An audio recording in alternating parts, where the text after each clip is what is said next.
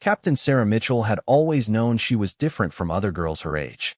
While her classmates played with dolls and dreamed of becoming teachers or nurses, Sarah spent her afternoons lying on her back in the grass, watching military jets streak across the Nevada sky above her hometown. The thunderous roar of their engines made her heart race with excitement rather than fear. Growing up near Nellis Air Force Base meant Sarah witnessed something magical almost daily.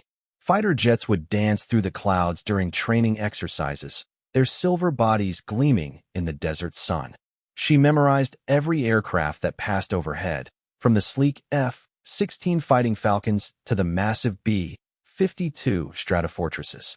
But there was one aircraft that captured her imagination above all others. The F-12 Blackbird was unlike anything else in the sky. When Sarah first saw one during an air show at age 12, she felt her destiny calling.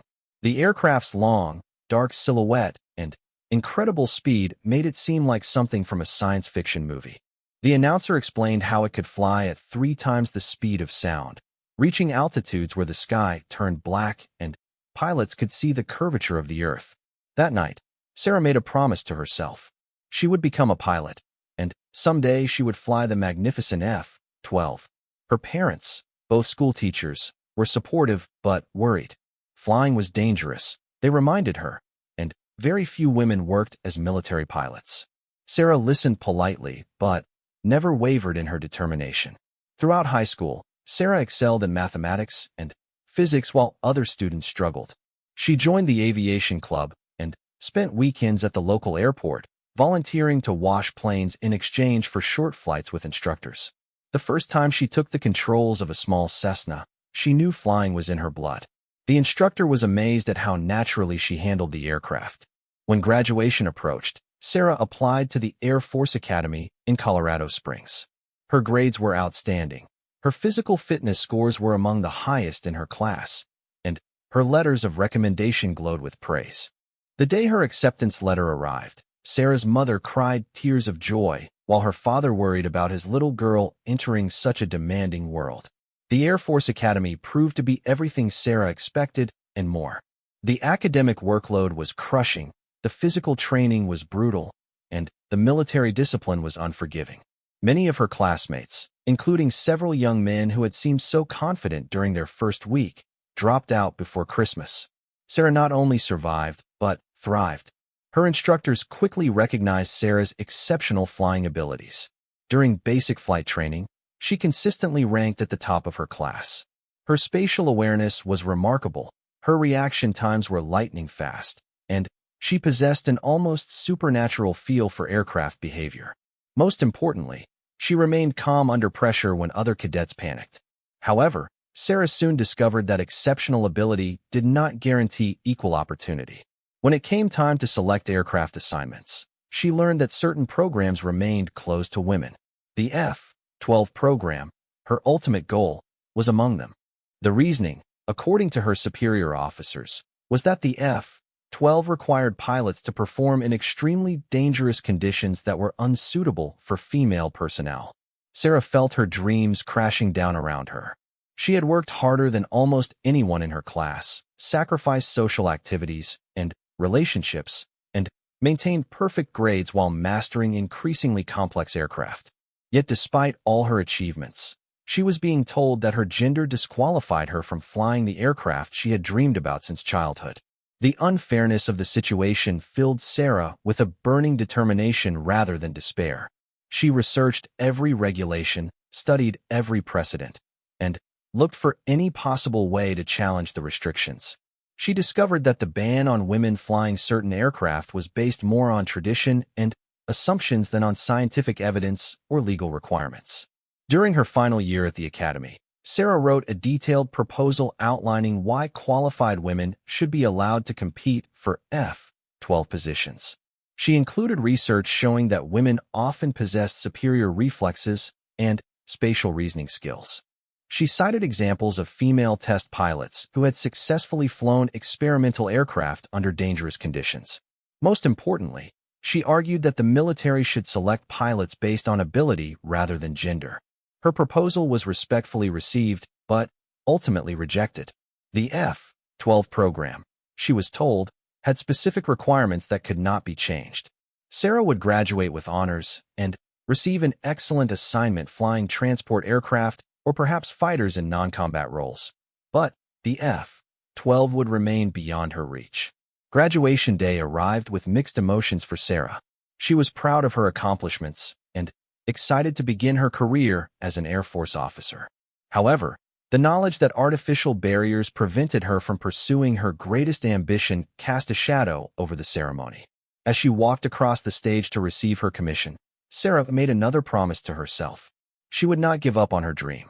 Her first assignment was flying F-16 Fighting Falcons at a base in Arizona. While not the F-12 she had dreamed of, the F-16 was still an incredible machine. Sarah threw herself into mastering every aspect of the aircraft, from its sophisticated avionics systems to its powerful engine capabilities. She studied tactics, practiced maneuvers until they became instinctive, and earned the respect of her fellow pilots through her dedication and skill. Within 2 years, Sarah had become one of the squadron's most capable pilots. Her commanding officers praised her flying abilities and leadership potential. She had proven herself in every possible way, yet the F-12 program remained closed to her. Sarah began to wonder if she would spend her entire career watching her dream aircraft streak across the sky, while she remained earthbound by regulations that seemed increasingly outdated. Then, everything changed during a routine training exercise that went terribly wrong. Sarah was leading a formation of 4 F-16s through a complex navigation exercise over the Nevada desert when her wingman's aircraft suffered a catastrophic engine failure. The pilot, Lieutenant James Carter, was an experienced aviator but had never dealt with such a serious emergency. Carter's F-16 was losing altitude rapidly, and he was struggling to reach a suitable emergency landing site. His radio calls revealed growing panic as various systems began failing. The nearest airfield was still 30 miles away, and it was unclear whether his crippled aircraft could make the distance. Other pilots in the formation offered advice and support, but the situation was deteriorating quickly. Sarah immediately took charge of the emergency. Her calm, clear voice cut through the radio chatter as she provided Carter with precise instructions for managing his failing systems. She coordinated with air traffic control to clear airspace and arrange for emergency equipment. Most importantly, she positioned her own aircraft to provide visual guidance and moral support as Carter fought to save his plane. For 20 terrifying minutes, Sarah coached Carter through the emergency while simultaneously managing her own aircraft and coordinating rescue efforts. Her exceptional flying skills allowed her to maintain formation with Carter's damaged F-16 despite its erratic flight path and decreasing speed. Her calm professionalism prevented panic from spreading through the formation. When Carter's aircraft finally touched down safely at the emergency airfield, Sarah had demonstrated leadership and flying ability that impressed everyone involved in the incident. The emergency had been resolved without loss of life, largely due to her quick thinking and exceptional piloting skills. Word of her performance spread quickly through the Air Force community. The incident brought Sarah to the attention of senior Air Force leadership, including some officers involved in the F-12 program.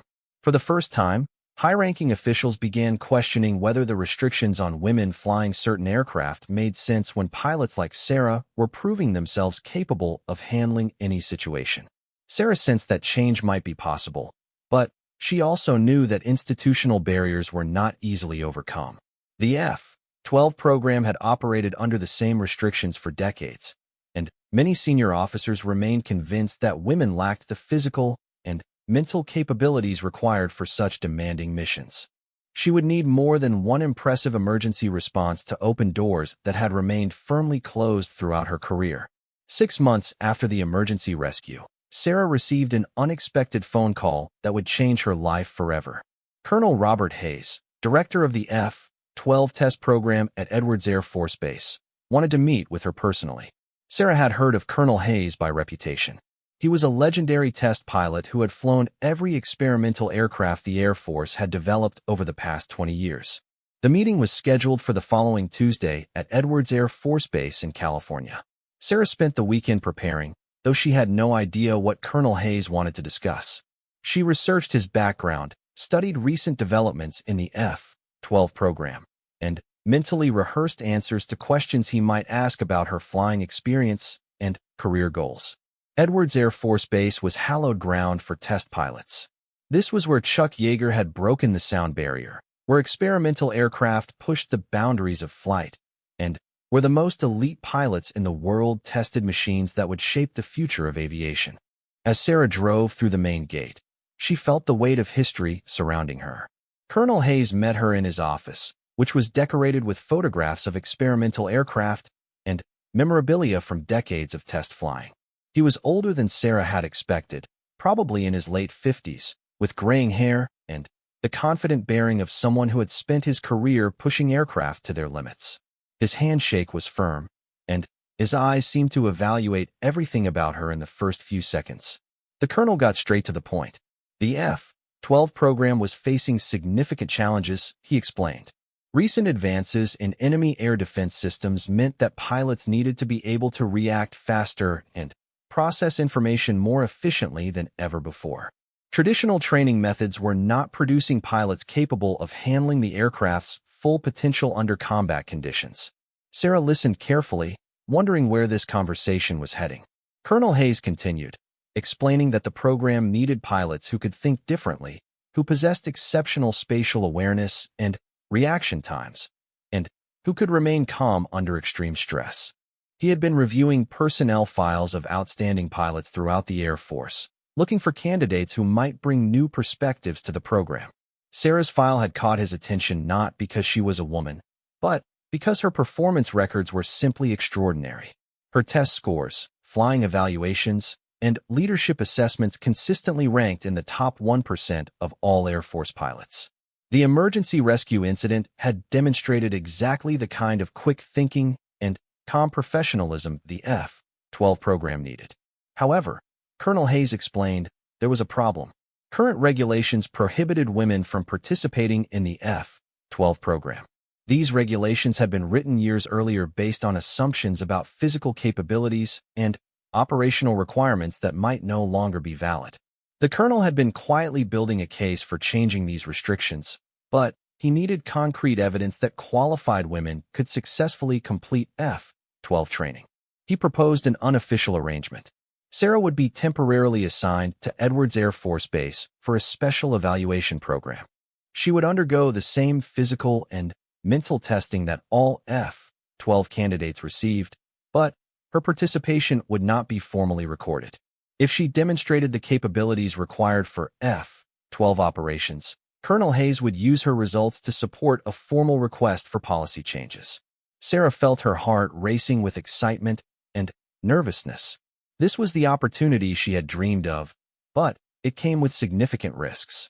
If she failed the evaluation, her career might suffer even though her participation was unofficial.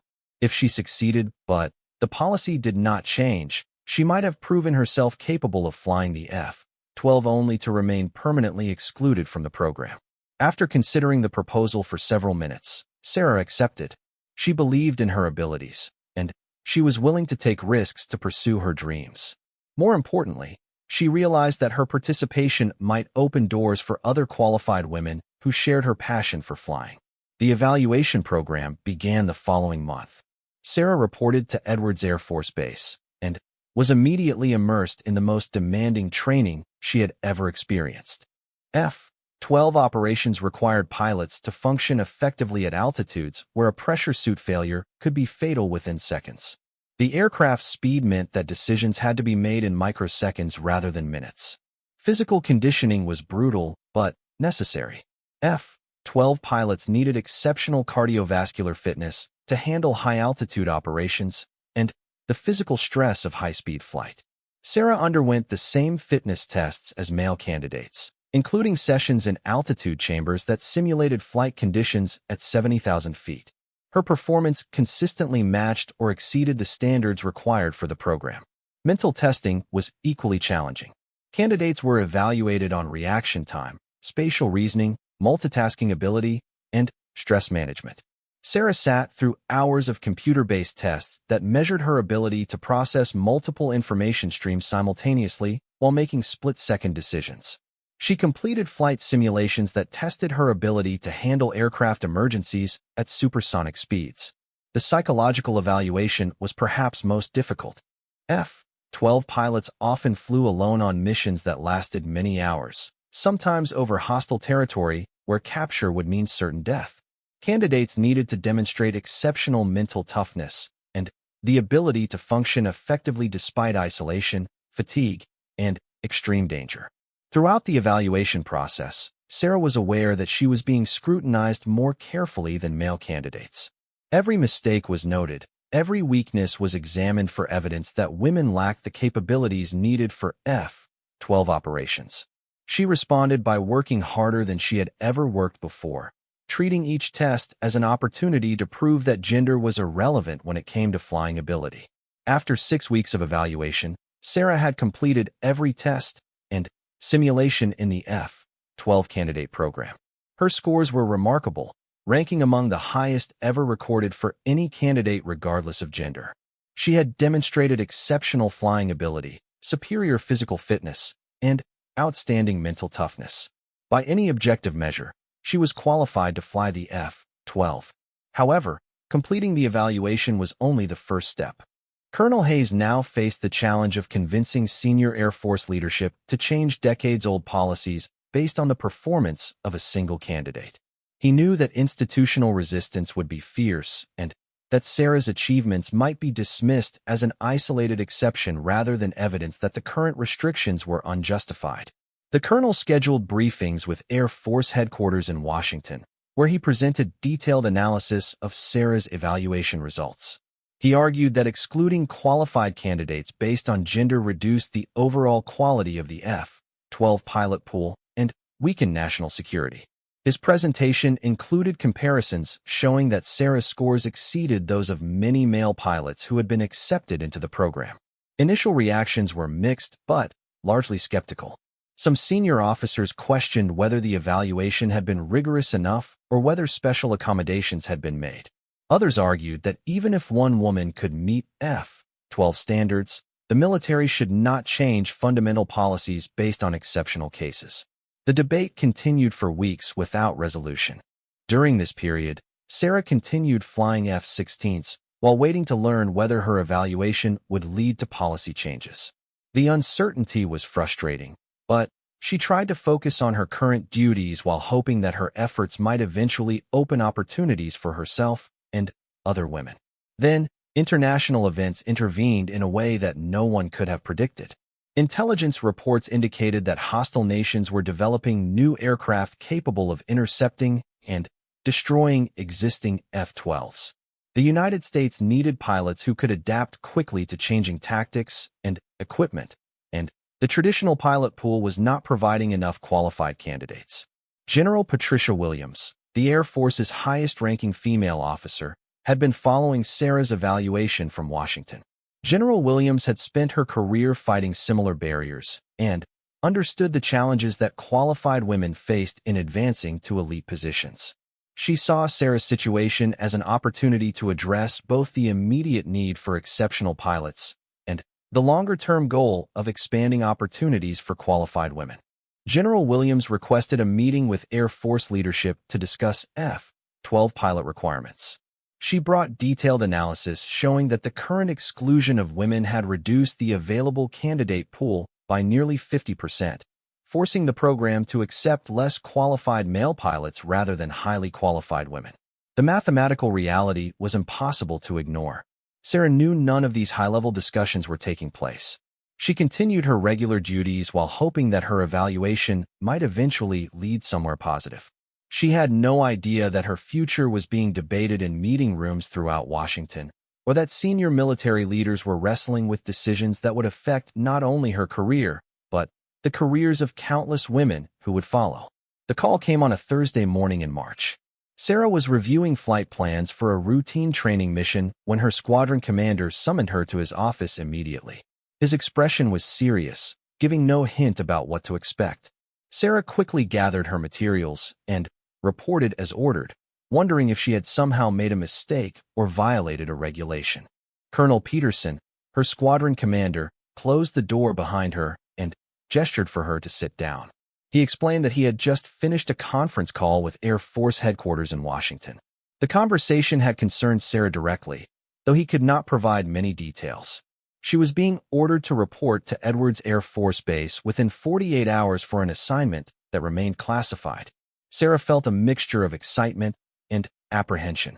The timing seemed connected to her evaluation at Edwards several months earlier, but she had heard nothing official about the results. Colonel Peterson could offer no additional information except that the assignment came from the highest levels of Air Force leadership. He wished her good luck and reminded her that whatever happened next would reflect on the entire squadron. The flight to Edwards Air Force Base gave Sarah time to think about the possibilities ahead. She had learned not to expect too much from military assignments, as disappointment was often the result of excessive optimism. However, she could not help hoping that her evaluation had somehow opened doors that had seemed permanently closed. Colonel Hayes met her at the base operations building, but his manner was different from their previous encounter. He seemed more formal and slightly nervous, as if something significant was about to happen. He explained that Sarah was scheduled to meet with a visiting delegation from Air Force headquarters later that morning, but he provided no details about the purpose of the meeting. The briefing room was larger than Sarah expected, with a long conference table surrounded by chairs for at least 20 people. As she entered, she saw several officers she did not recognize, all wearing the insignia of senior rank. At the head of the table sat a 4-star general whose presence commanded immediate attention and respect. General Marcus Thompson was the Air Force Chief of Staff, the highest-ranking officer in the entire service. Sarah had seen his photograph in military publications, but had never imagined she would meet him personally. He was a distinguished man in his early 60s with silver hair and the bearing of someone accustomed to making decisions that affected thousands of lives. Also present was General Patricia Williams, whose reputation as a trailblazer for women in the military preceded her. General Williams had broken numerous barriers throughout her career and had become a role model for female officers throughout the Air Force. Her presence at the meeting suggested that gender equality issues were being discussed at the highest levels. Several other senior officers were seated around the table, including the commander of Air Force test programs and the director of pilot training. Sarah realized that this gathering represented some of the most influential people in military aviation. Whatever was about to happen, it had attracted attention from the very top of Air Force leadership. General Thompson began the meeting by reviewing Sarah's military record. He recited her accomplishments in a clear, measured voice that emphasized her exceptional performance throughout her career. Her academy graduation ranking, her flight training scores, her performance as an F-16 pilot, and her recent evaluation at Edwards were all presented as evidence of outstanding capability and potential. The general then explained the current challenges facing the F-12 program. Evolving threats required pilots with exceptional skills and adaptability. Traditional recruitment methods were not producing enough qualified candidates to meet operational requirements. The Air Force needed to reconsider all policies that might be excluding capable pilots from elite programs. Sarah listened carefully, beginning to understand that this meeting was about more than her individual situation. The military was facing a broader challenge that required new approaches to pilot selection and training. Her evaluation had become part of a larger discussion about military effectiveness and equal opportunity. General Williams spoke next, presenting data that Sarah had never seen before. The analysis showed that women often outperformed men in areas critical to F-12 operations, including spatial reasoning, multitasking ability, and stress management. Physical requirements that had once seemed insurmountable had been overcome by advances in life support equipment and aircraft design. The argument for excluding women from the F-12 program was becoming increasingly difficult to justify. The discussion continued for nearly an hour, with various officers contributing their perspectives on pilot requirements and selection criteria. Sarah remained silent, understanding that her role was to listen rather than participate. She was gathering information that would help her understand whatever decision was about to be announced. Then, General Thompson turned his attention directly to Sarah. He asked her to explain why she wanted to fly the F-12 and what she believed she could contribute to the program.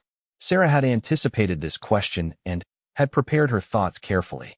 She spoke about her lifelong passion for aviation, her commitment to serving her country, and her belief that pilot selection should be based on ability rather than assumptions about gender.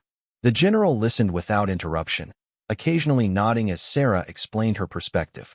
When she finished, he asked several technical questions about her evaluation performance and her understanding of F-12 operational requirements. Sarah answered confidently, drawing on her extensive preparation and genuine knowledge of the aircraft and its missions. General Williams asked about Sarah's views on being a pioneer for women in military aviation. Sarah acknowledged the responsibility that came with breaking barriers, but emphasized that her primary goal was to serve effectively as a pilot rather than to make political statements. She wanted to succeed or fail based on her individual performance rather than her gender. After the questioning concluded, General Thompson asked Sarah to step outside while the senior officers discussed her situation. She waited in an adjacent office for what seemed like hours, but was probably only 30 minutes. During this time, she tried to remain calm while considering the various possibilities that might emerge from the meeting. Colonel Hayes eventually invited Sarah back into the briefing room. The atmosphere seemed different, more formal, and ceremonial. General Thompson was standing at the head of the table with a folder in his hands. The other officers were arranged in a semicircle, creating the impression that something significant was about to be announced. The general began by acknowledging that the F-12 program had traditionally excluded women based on policies that were established decades earlier under different circumstances. He explained that recent analysis had shown these policies might no longer serve the best interests of national security. The Air Force needed the most qualified pilots available, regardless of gender, to meet evolving operational requirements. Sarah felt her heart beating faster as she realized that the general was building toward a major announcement. She forced herself to remain calm and professional while hoping that her dreams were finally about to become reality. The months of evaluation and waiting were about to culminate in a decision that would affect the rest of her career. General Thompson opened the folder and removed a single sheet of paper. He explained that based on Sarah's exceptional evaluation performance and the changing needs of the F-12 program, Air Force leadership had made a decision that would affect not only her career but the careers of qualified women throughout the service. Several junior officers who had been waiting outside the briefing room entered and arranged themselves along the walls. Sarah realized that whatever was about to happen had been planned as a formal ceremony with witnesses to document the moment. The presence of multiple officers suggested that this decision would have broader implications for military policy. The room fell silent as General Thompson prepared to announce the decision. Sarah could hear her own heartbeat as she waited for words that would either fulfill her lifelong dream or confirm that some barriers remained too strong to overcome. The general looked directly at her and began speaking in the measured tone that military leaders used for important announcements. He explained that effective immediately, the Air Force was implementing new policies for F-12 pilot selection. These policies would focus exclusively on demonstrated ability and performance rather than gender-based restrictions. Qualified candidates would be evaluated using the same rigorous standards regardless of whether they were male or female. Then, General Thompson looked directly at Sarah and delivered the 4 words that would change her life forever. His voice was clear and firm, carrying the full authority of his position as Air Force Chief of Staff. The words were simple but carried the weight of history and the promise of opportunities that had seemed impossible just months earlier. "Captain Mitchell, you're in." The room erupted in applause as Sarah struggled to process what she had just heard. After years of dreaming, months of evaluation, and weeks of uncertainty, she had become the first woman selected for the F-12 program. General Thompson stepped forward and handed her the official assignment orders that would make her a test pilot for the most advanced aircraft in the Air Force inventory. General Williams approached Sarah with tears in her eyes, offering congratulations on behalf of women throughout the military. She explained that Sarah's acceptance into the F-12 program represented more than an individual achievement.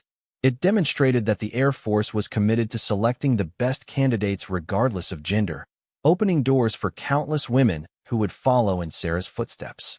Colonel Hayes shook Sarah's hand and welcomed her to the F-12 program with obvious pride. He had taken a significant risk by recommending her for evaluation, and her success validated his belief that pilot selection should be based on ability rather than tradition. He promised that her training would be challenging but fair, with the same standards applied to all candidates. The ceremony concluded with General Thompson addressing the assembled officers about the importance of adapting military policies to meet changing operational requirements. He emphasized that the decision to include women in the F-12 program was based on military necessity rather than social pressure. The Air Force needed the most qualified pilots available, and artificial barriers that excluded capable candidates weakened national security. As Sarah left the briefing room, she carried with her not only the official orders that would begin her F-12 training, but also the knowledge that she had helped open doors for future generations of female pilots. The little girl who had once watched jets streak across the Nevada sky was about to climb into the cockpit of the most advanced aircraft in the world. Her training would begin the following Monday, and she knew the challenges ahead would test every aspect of her flying ability and personal courage. But for the first time in her career, Sarah faced those challenges knowing that her gender would not prevent her from pursuing her dreams. General Thompson's 4 simple words had changed everything, not just for her but for every qualified woman who shared her passion for pushing the boundaries of flight. The F-12 Blackbird was waiting, and Captain Sarah Mitchell was finally ready to fly.